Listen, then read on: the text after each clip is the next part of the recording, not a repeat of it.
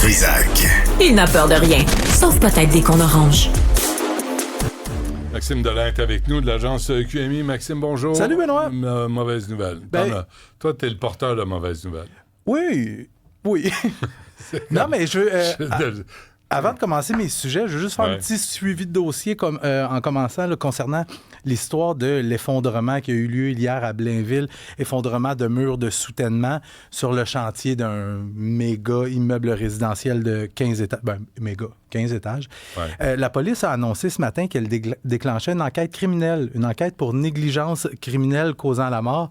Tu sais, depuis hier, on a vu plusieurs ingénieurs donner des entrevues à la télévision, dans les journaux, puis à peu près tout le monde avait des gros questionnements en voyant les images, puis ils se demandaient, il avait l'air de savoir pourquoi ça s'était effondré. Alors, si eux se doutaient du pourquoi les responsables de chantier, eux autres, n'avaient rien vu, mais évidemment, ils sont présumés innocents jusqu'à preuve du contraire. Mais bon, juste mentionner ça, je pensais que c'était important de le faire. Mm-hmm.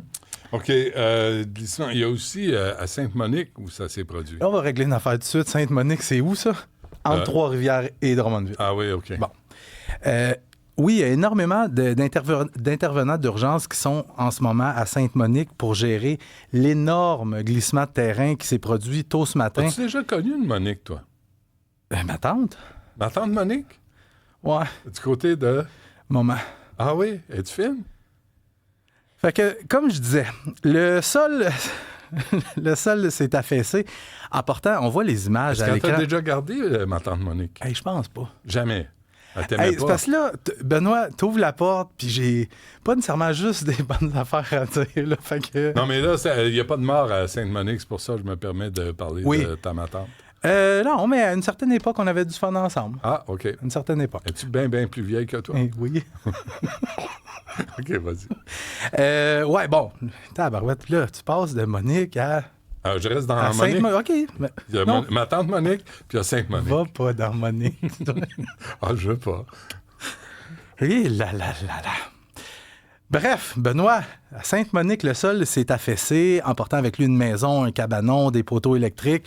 Il y a également une route qui a été emportée par le glissement de terrain. Par chance... C'est impressionnant, les images. Vraiment impressionnant. Puis tu vas voir où je m'en vais avec ça. Mais juste dire, le monsieur qui habite dans cette maison-là, qui est au milieu de la crevasse, lui, il était réveillé depuis très tôt ce matin. OK.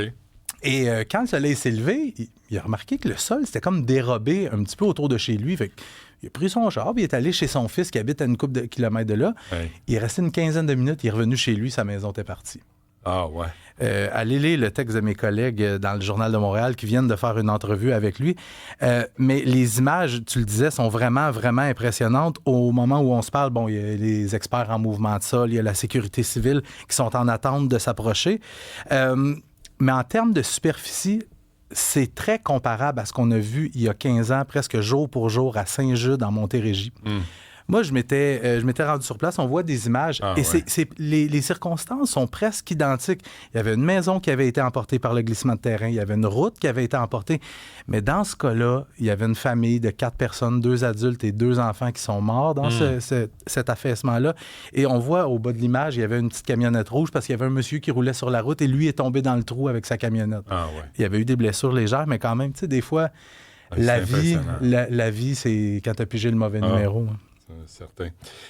Aussi, des cellulaires et de la drogue saisis dans des prisons montréalaises. C'est ça qu'on voyait tantôt? Les petits téléphones que tu te refiles. Ouais, c'est plus une image d'archive qui a été utilisée, je crois. Mais, ah oui? Ouais, peut-être. Ça ressemble à quoi? Il y a des téléphones intelligents, mais il y a aussi des flips qu'ils utilisent en prison, mais il y a des téléphones intelligents. Mais la question que je voulais te poser, on en est où, Benoît, dans les discussions entre le provincial et le fédéral pour gérer les ondes cellulaires autour des prisons puis les drones? Je te pose la question. Tu demandes ça à un sans-dessin comme moi? T'es pas sans dessin! Ah, OK. Mais un cabochon comme moi? Non. C'est pas plus. C'est parce que tu avais reçu François Bonnardel, le ministre de la Sécurité publique, puis il disait que, on a des discussions. Puis là, le fédéral avait dit, laissez-moi 6 mois, mais nous commencer à faire pas loin de 6 mois. On est rendu au mois de mai, là. Dans les derniers jours, Benoît, il y a eu 2 opérations dans des prisons montréalaises. Une à Rivière-des-Prairies, l'autre à Bordeaux. Celle de Rivière-des-Prairies, du tabac, de la drogue, puis un cellulaire. On va passer outre. Mais celle qui retient l'attention, c'est celle qui a été effectuée dans un secteur bien précis de la prison de Bordeaux, un secteur où il y a environ 300 détenus seulement. On a saisi 66 cellulaires, Benoît, dans un secteur, je te le rappelle, où il y a 300 détenus. 66 cellulaires, 10 armes, des pics artisanaux, des lames, couteaux. 17 outils divers, peut-être des scies, des tournevis, des choses comme ça. 1 kilo de tabac et 700 grammes de stupéfiants, du pot, du hash, puis tout ça. Comment tu fais rentrer une scie? Par le pitou. Ah oui! Ben non, mais il y en a aussi qui font des travaux, peut-être, puis qui réussissent à se mettre ça quelque part. Tu sais, il y en a qui ont des travaux. Où? Dans le pitou. Aïe, aïe! Mais regarde, comment tout ce stock-là arrive en prison, Benoît? Je te pose la question. Essentiellement par des drones, par des livraisons de drones. Puis là, moi, j'ai eu un cours au cours des derniers jours par un agent correctionnel qui m'a expliqué comment ça fonctionnait. Donc, le jour, ça va être essentiellement, on laisse tomber le stock dans la cour extérieure. Puis, l'agent correctionnel, ce qu'il me disait, c'est qu'on se doute qu'il va y avoir une livraison quand il y a un nombre anormalement élevé de détenus qui veulent aller dans la cour extérieure. Quand ça sonne à la porte. Étonnant. Alors là, tu as le drone qui arrive, laisse tomber le paquet, et quand ça survient, tous les détenus se mettent à courir dans toutes les directions. Et à un moment donné, il y en a un qui ouvre le paquet, distribue le paquet, les pièces là, qu'il y a dans le paquet à différents détenus, et tout le monde fait semblant, ou il y en a qui le font pour vrai, ils se le rendent dans le pitou. Même la scie? Oui, mais l'affaire, c'est qu'il y en a qui n'ont rien dans les mains, puis ils font semblant de se le rentrer dans le pitou. Alors là, imagine que toi, t'es... Très hygiénique, tout ça. Non, mais c'est en prison. Ah.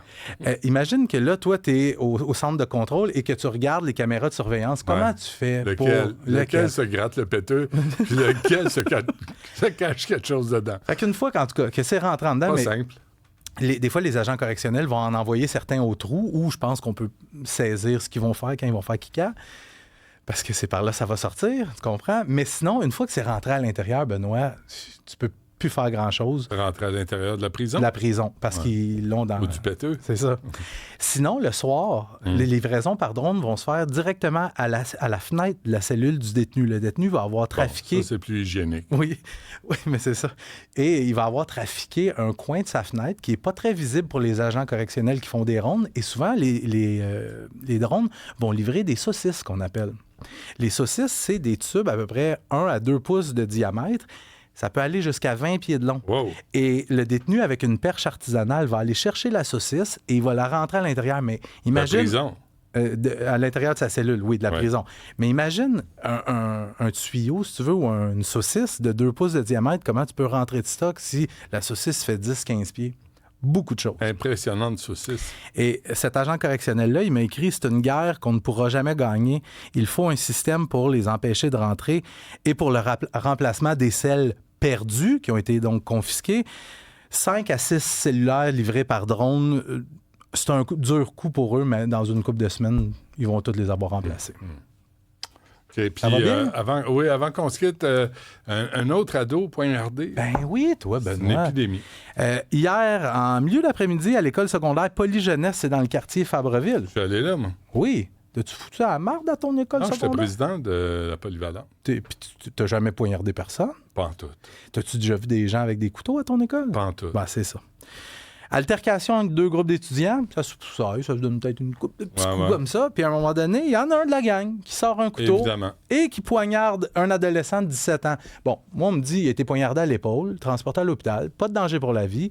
Les policiers qui sont dépêchés sur les lieux ont une bonne description du suspect. Vont arrêter le suspect. 15 ans, le jeune! Bon. Mais tu sais, je veux juste te dire que le mois dernier à Montréal, un jeune de 16 ans, Mackay Bennett Rudock, 16 ans, qui a été poignardé à mort en pleine rue.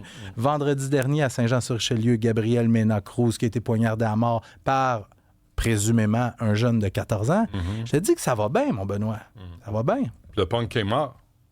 Oui, le punk est mort. Hey, je veux terminer en disant, concernant cette nouvelle-là, il y a un parent qui a écrit à un de mes collègues que j'ai le message sous la main. « Bonjour, aujourd'hui, élève poignardé, à Polyjeunesse à Laval. Ma fille me dit, « Maman, tous les élèves se baladent avec des couteaux à l'école. » Sacrément. Ça va bien. Quelle époque. Merci, Maxime. La suite, demain. À demain.